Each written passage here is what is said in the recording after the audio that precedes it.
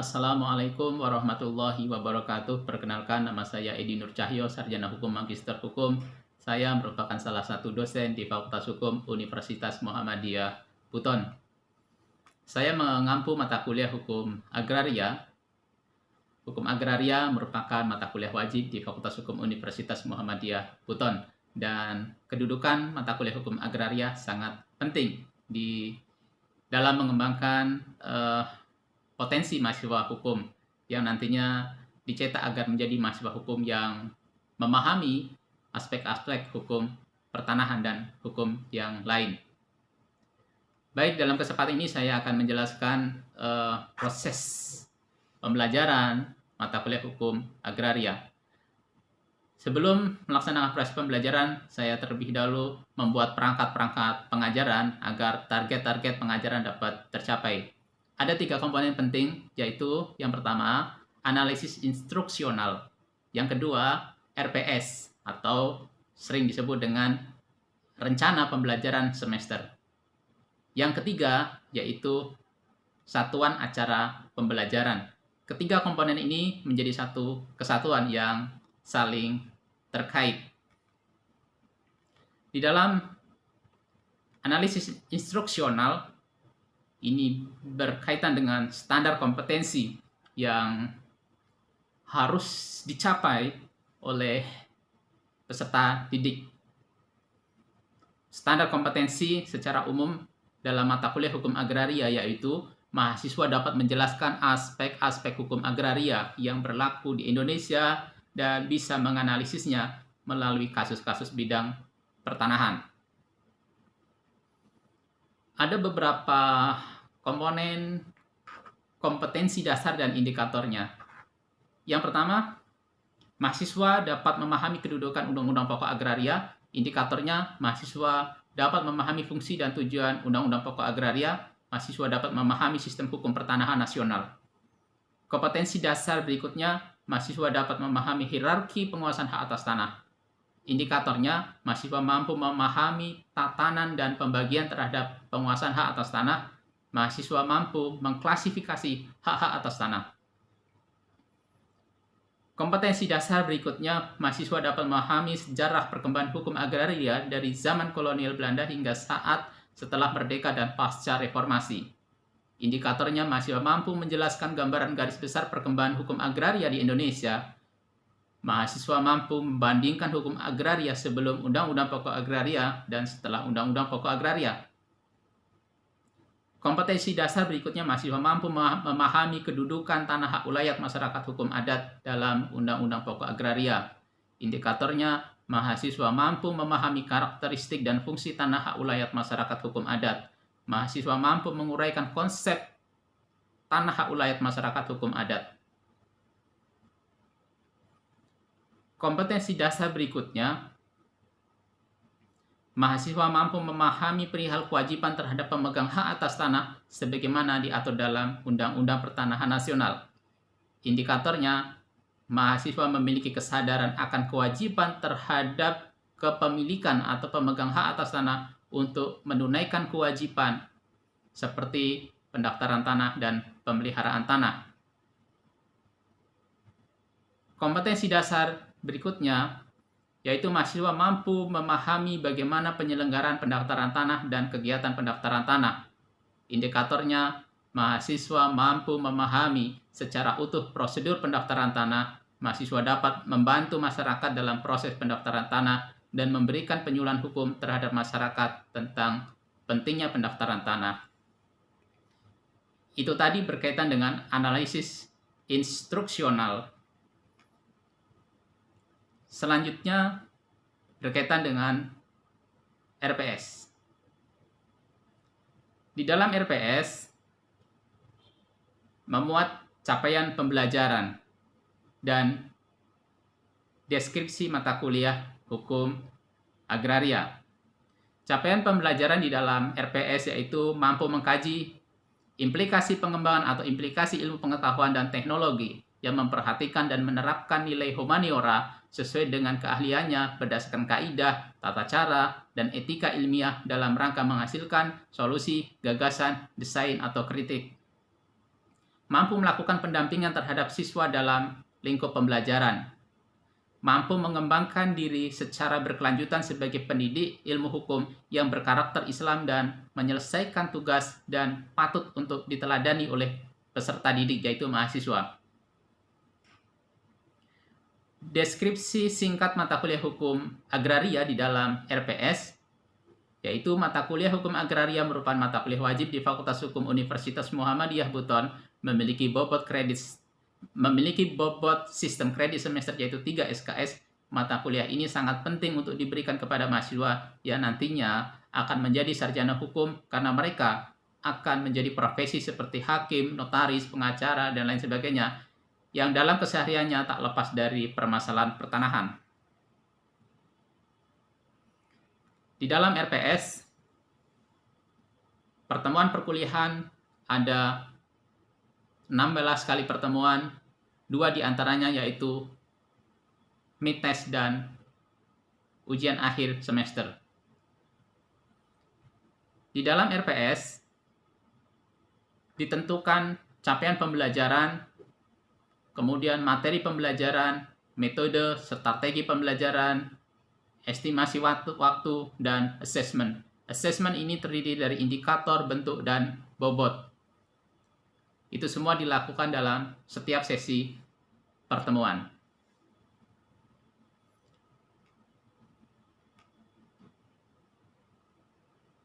Selanjutnya, yaitu satuan acara pembelajaran. Satuan acara pembelajaran ini juga sangat penting karena di dalam satuan acara pembelajaran ditentukan pokok bahasan dan sub bahasan dalam setiap sesi pertemuan dalam perkuliahan yang kita laksanakan. Jadi di dalam satuan acara perkuliahan ini lebih detail menguraikan setiap sesi-sesi perkuliahan, mencakup apa-apa saja berkaitan dengan tahap pembelajaran, kegiatan mengajar, kegiatan mahasiswa, soft skill, dan media yang digunakan dalam proses pembelajaran.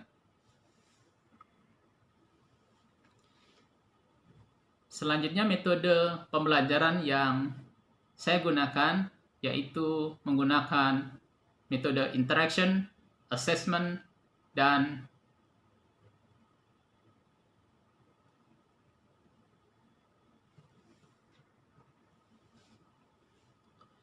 selanjutnya metode pembelajaran. Metode pembelajaran yang saya gunakan yaitu delivery, interaction, dan assessment yang disingkat DIA. Delivery ini berkaitan dengan cara pengajaran yang saya berikan kepada mahasiswa, yaitu pengajaran dengan menggunakan textbook, referensi-referensi jurnal, baik nasional, internasional, baik referensi dari hasil pengabdian masyarakat yang berkaitan dengan hukum pertanahan yang telah publish di jurnal baik skala nasional maupun internasional. Saya menggunakan beberapa buku referensi, salah satunya adalah buku Hukum Agraria karangan dari Urip Santoso dengan judul bukunya Hukum Agraria dan Hak-Hak Atas Tanah. Saya juga menggunakan pendekatan studi kasus, jadi ketika ada sengketa-sengketa pertanahan di dalam masyarakat, itu seringkali menjadi objek diskusi bersama dengan mahasiswa. Kemudian ketika ada putusan dari pengadilan berkaitan dengan pertanahan, itu juga menjadi objek kajian, menjadi objek diskusi kita dengan mahasiswa. Metode berikutnya yaitu interaction, ini berkaitan dengan bagaimana cara saya berinteraksi dengan mahasiswa. Interaksi ini dibagi menjadi 2, yaitu interaksi di dalam ruang kelas dan di luar kelas, baik secara formal maupun secara informal. Di dalam kelas, saya selalu mendorong mahasiswa untuk sinergi, membangun komunikasi yang efektif dalam pembelajaran. Di luar kelas, saya menggunakan media digital seperti media sosial untuk berinteraksi dengan mereka, berdiskusi, untuk membangun hubungan yang lebih harmonis antara dosen dan mahasiswa. Metode pembelajaran selanjutnya yaitu assessment. Ini berkaitan dengan bagaimana saya menilai mahasiswa. Pada awal perkuliahan saya selalu menjelaskan kontrak perkuliahan antara saya dan mahasiswa. Dalam kontrak perkuliahan tersebut memuat cara saya dalam memberikan penilaian kepada mahasiswa dan bobot penilaian sehingga penilaian terhadap proses pembelajaran dapat dilakukan secara objektif. Saya kira itu untuk pengantar deskripsi perkuliahan hukum agraria. Mari kita simak proses pembelajaran di ruang kelas. Terima kasih. Bismillahirrahmanirrahim. Assalamualaikum warahmatullahi wabarakatuh. Waalaikumsalam warahmatullahi wabarakatuh. Alhamdulillahilladzi 'allama bil qalam 'allamal insana ma lam ya'lam. Rabbi zidni ilman warzuqni fahman. Rabbi shrah li sadri wa yassir li amri wahlul 'uqdatam min lisani yafqahu qawli. Amma ba'd. Senang sekali malam hari ini kita bisa ketemu kembali untuk sama-sama belajar dan mengkaji hukum agraria. Sebelum kita mulai untuk pembahasan hukum agraria lebih lanjut, kita berdoa dulu supaya ilmu yang kita dapat memiliki nilai keberkahan dan manfaat, sehingga nanti kalau rekan-rekan sudah lulus menjadi sarjana hukum, ilmunya barokah dan bermanfaat untuk orang banyak dan terutama untuk diri sendiri. Amin. Mari kita berdoa sejenak, berdoa mulai.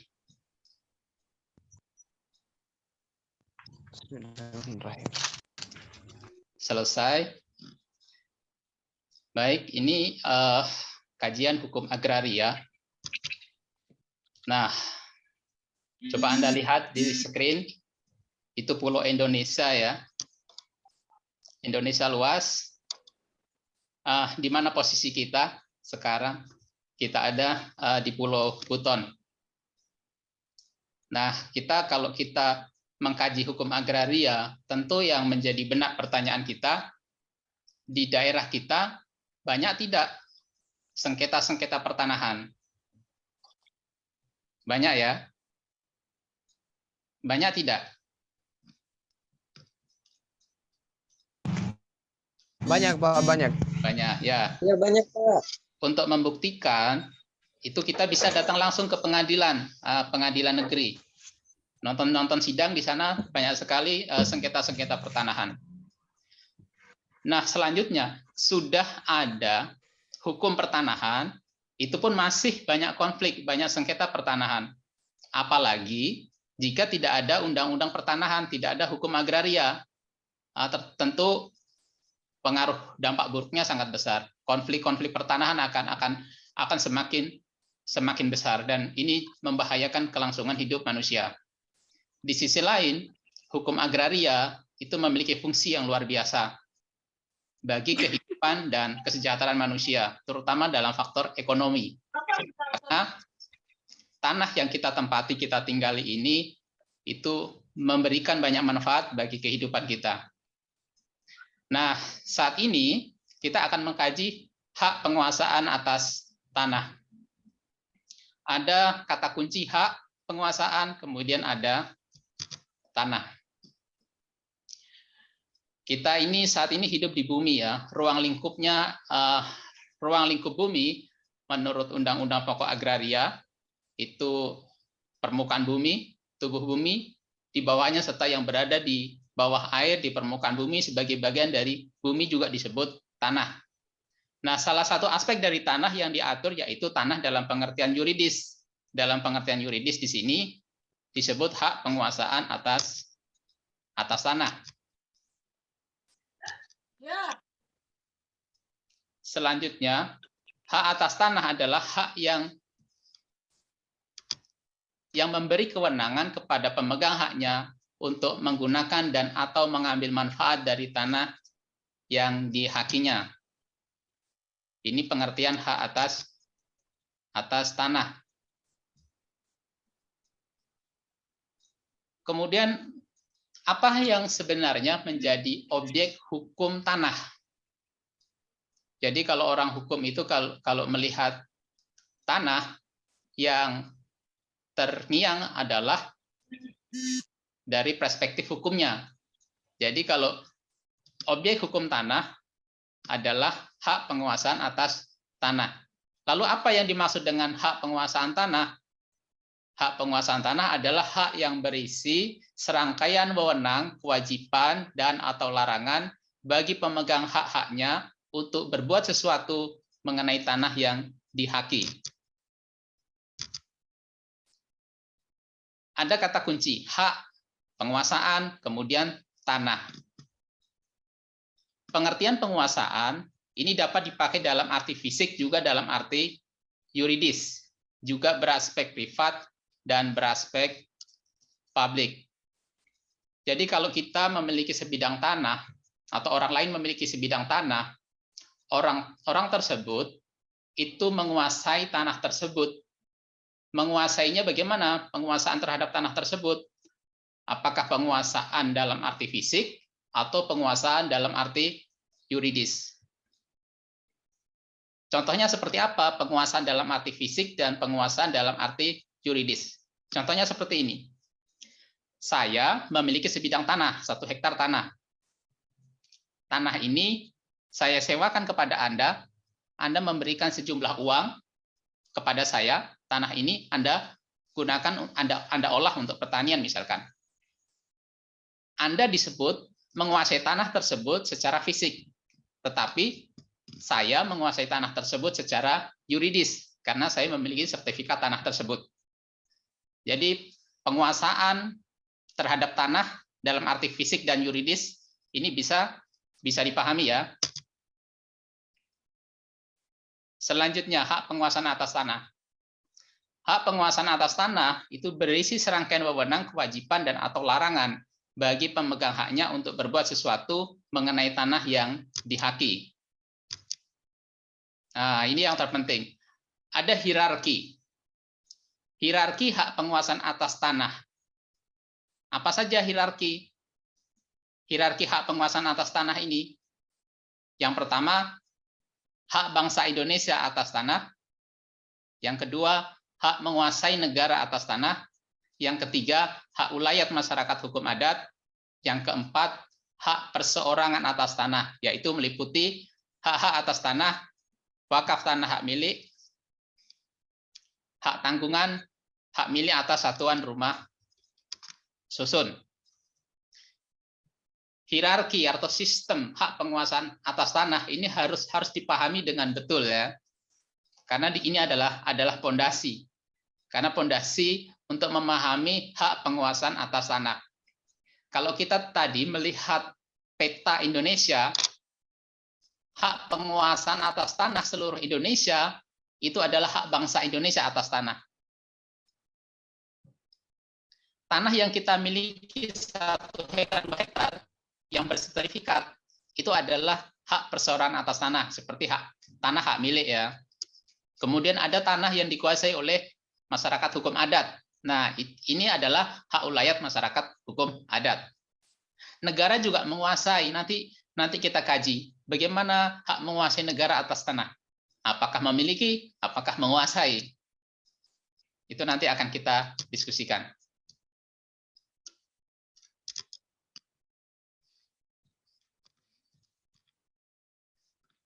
Selanjutnya ke hak bangsa Indonesia atas tanah. Hak bangsa Indonesia ini merupakan hak penguasaan atas tanah yang tertinggi, meliputi semua tanah yang ada di wilayah negara yang merupakan tanah bersama, bersifat abadi, menjadi induk bagi hak-hak penguasaan atas tanah. Jadi hak bangsa Indonesia atas tanah ini merupakan hak yang tertinggi. NKRI itu harga mati. Jadi kita tidak akan pernah rela sejengkal tanah pun di Indonesia diambil oleh bangsa lain, karena tanah yang ada di Indonesia adalah milik bangsa Indonesia. Jadi hak bangsa Indonesia ini merupakan hak penguasaan atas tanah yang tertinggi. Hak bangsa Indonesia atas tanah mempunyai sifat komunalistik, religius, dan abadi. Komunalistik ini dipahami sebagai secara utuh adalah secara komunal milik bangsa Indonesia, dan secara religius dianggap bahwa tanah merupakan anugerah dari Tuhan Yang Maha Esa yang diperuntukkan untuk manusia bagi kelangsungan hidup dan kesejahteraan hidup manusia. Ya, ini merupakan anugerah dari Tuhan Yang Maha Esa. Kemudian abadi. Nah, di sini tanah disebut memiliki sifat yang abadi gitu. Nanti abadinya seperti apa? Ini akan kita diskusikan.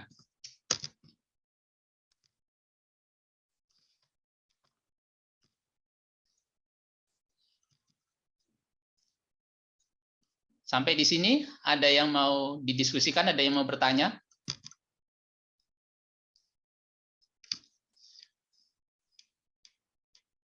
Ada yang mau bertanya? Saya, Pak. Ya, silakan. Saya. Sebutkan nama ya.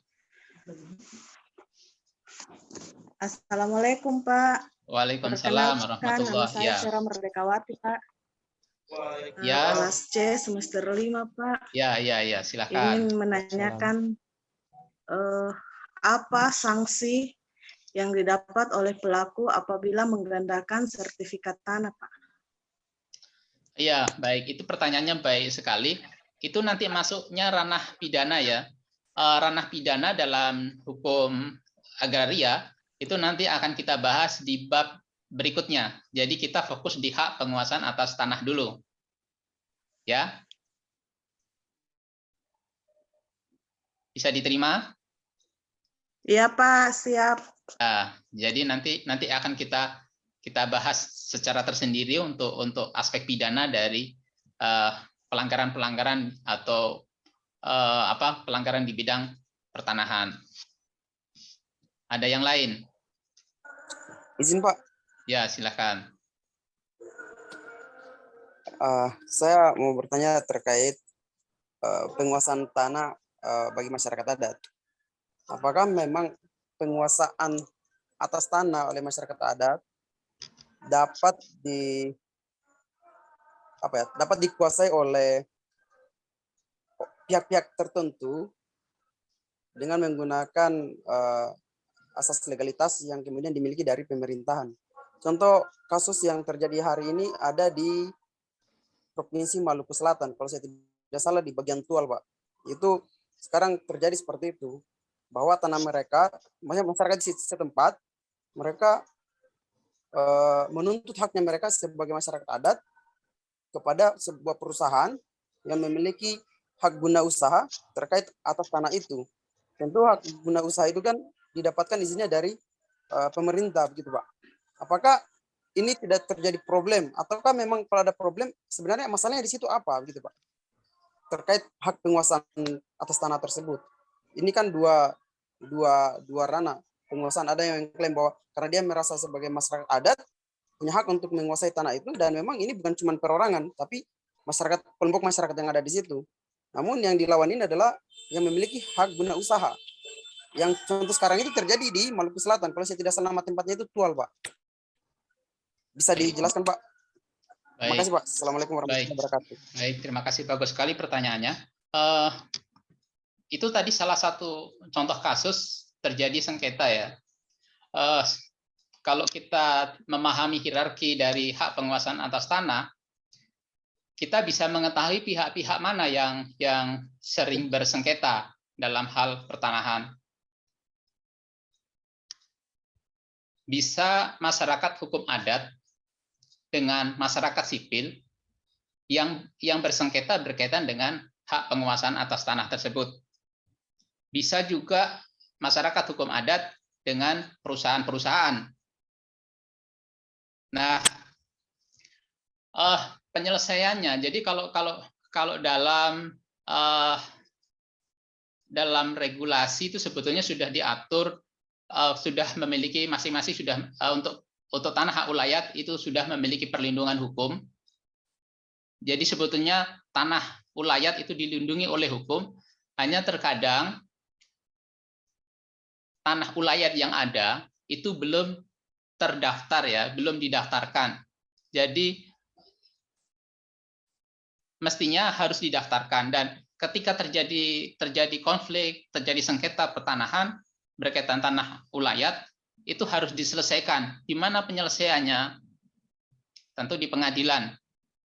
Bagaimana siapa yang salah, siapa yang benar, itu nanti bisa dibuktikan di pengadilan, masing-masing pihak bisa memperjuangkan haknya.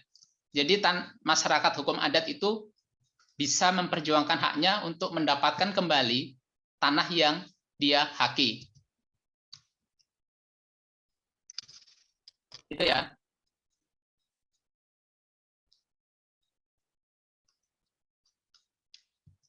Ada tanggapan lagi?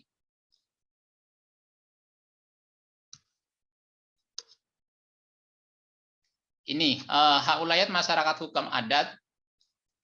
Hak ulayat masyarakat hukum adat diatur dalam pasal 3 Undang-Undang Pokok Agraria, yaitu dengan mengingat ketentuan-ketentuan dalam pasal 1 dan pasal 2, pelaksanaan hak ulayat dan pelaksanaan hak-hak serupa itu dari masyarakat hukum adat sepanjang menurut kenyataannya masih ada. Ada kata kunci sepanjang menurut kenyataannya masih ada. Harus sedemikian rupa sehingga sesuai dengan kepentingan nasional dan negara yang berdasarkan atas persatuan bangsa, serta tidak boleh bertentangan dengan undang-undang dan peraturan-peraturan lain yang lebih tinggi. Yang menjadi pertanyaan, maksud dari sepanjang menurut kenyataannya masih ada, itu mengindikasikan bahwa hak ulayat masyarakat hukum adat itu seperti apa? Apakah masih ada masyarakat adatnya? Nah, menurut Budi Harsono yang dimaksud dengan hak ulayat masyarakat hukum adat ada serangkaian wewenang dan kewajiban suatu masyarakat hukum adat yang berhubungan dengan tanah yang terletak dalam wilayahnya.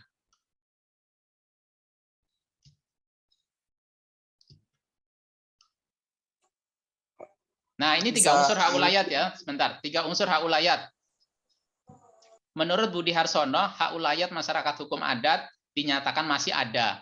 Dinyatakan masih ada apabila memenuhi 3 unsur, yaitu 1, masih adanya suatu kelompok orang sebagai warga, sebagai suatu persekutuan hukum adat tertentu yang merupakan suatu masyarakat hukum adat. Yang kedua, masih adanya wilayah yang merupakan ulayat masyarakat hukum adat tersebut. Ketiga, masih adanya penguasaan adat yang pada kenyataannya dan diakui oleh para warga masyarakat hukum adat yang bersangkutan melalui kegiatan sehari-hari sebagai pelaksana hak ulayat. Nah, di tual tadi, masyarakat hukum adat di sana, untuk hak ulayat masyarakat hukum adat, ini memenuhi 3 unsur ini atau tidak?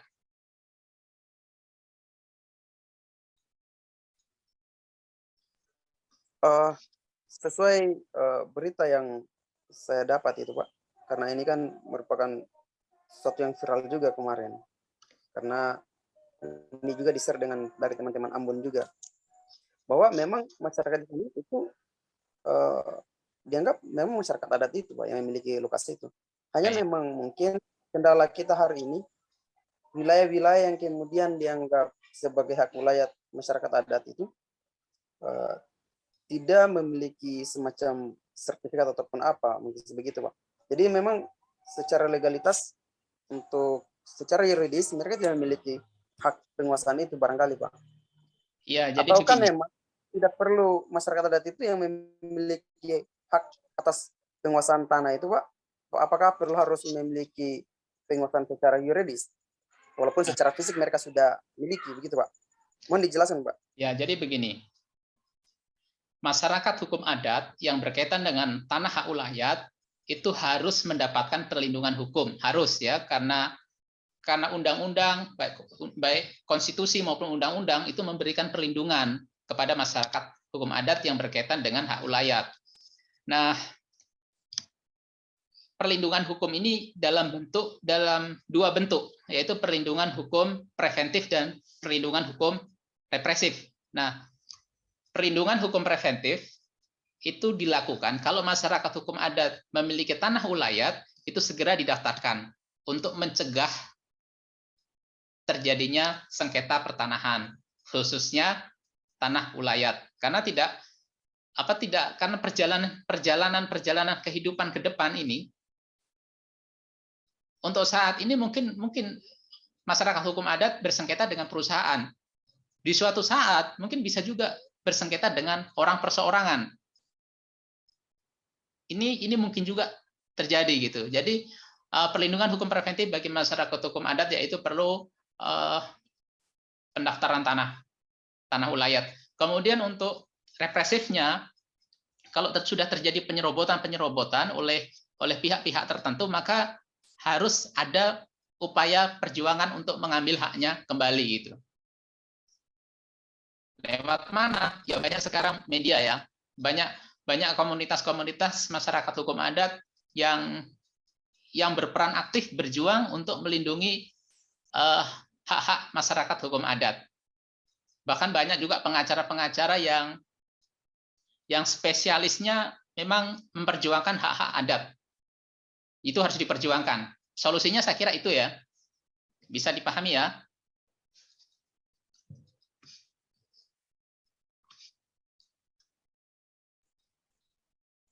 Siap. Ya. Ada yang lain?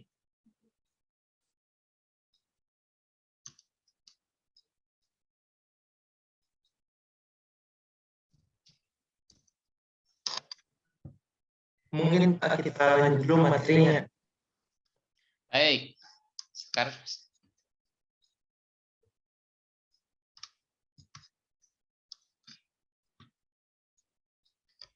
baik, selanjutnya hak-hak atas tanah. Hak-hak atas tanah ini termasuk salah satu hak perseorangan atas tanah. Hak perseorangan atas tanah itu seperti hak milik, hak guna usaha, hak bangunan, hak guna bangunan, hak sewa. Hak perseorangan atas tanah adalah hak yang memberi wewenang kepada pemegang haknya, perseorangan, kelompok orang secara bersama-sama, badan hukum untuk memakai dalam arti menguasai, menggunakan dan atau mengambil manfaat dari tanah tertentu. Hak-hak perseorangan atas tanah, ini hak-hak perseorangan atas tanah berupa hak atas tanah, wakaf tanah hak milik, hak tanggungan, dan hak atas satuan rumah susun. Hak atas tanah adalah hak yang memberi wewenang kepada pemegang haknya untuk menggunakan tanah dan atau mengambil manfaat dari tanah yang dihakinya. Ini perkataan menggunakan, ini mengandung pengertian bahwa hak atas tanah itu digunakan untuk kepentingan bangunan, non-pertanian. Sedangkan perkataan mengambil manfaat, ini mengandung pengertian bahwa hak atas tanah digunakan untuk kepentingan bukan mendirikan bangunan, misalnya untuk kepentingan pertanian, perikanan, peternakan, dan perkebunan. Selanjutnya macam-macam hak atas tanah. Macam-macam hak atas tanah yaitu hak milik, hak guna bangunan, hak guna usaha, hak pakai, hak sewa untuk bangunan, hak membuka tanah, hak memungut hasil hutan, hak gadai, hak usaha bagi hasil, hak menumpang, hak sewa usaha, hak sewa tanah pertanian. Jadi kembali ke hierarki hak penguasaan atas tanah.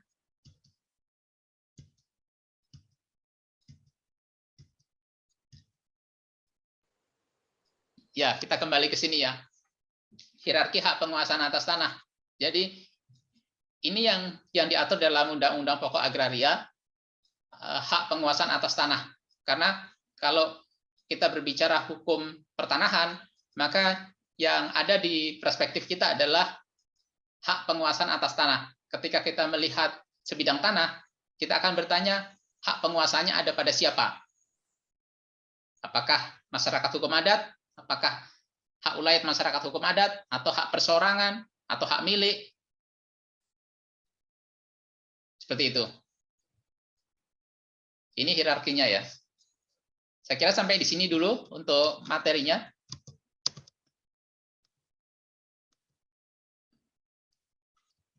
Untuk presensi nanti saya kirim via link ya. Baik, Pak. Baik, Pak. Iya, Baik, Pak. Pak. Ya, Pak. Baik, terima kasih banyak. Nanti kita bertemu lagi di pekan berikutnya. Nanti di pekan berikutnya saya akan kasih tugas. Jadi nanti mahasiswa dibagi kelompok. Nanti mahasiswa berdiskusi sesuai dengan topik yang didapatkan. Begitu Iya, ya? Pak. Iya, Iya, Pak. Ya, Pak. Baik, terima kasih. Saya cukupkan sekian untuk pertemuan pada hari ini. Terima kasih. Mohon maaf atas segala kekurangan. Sekian. Wassalamualaikum warahmatullahi wabarakatuh. Waalaikumsalam warahmatullahi wabarakatuh. Terima kasih, Pak. Terima kasih, Pak.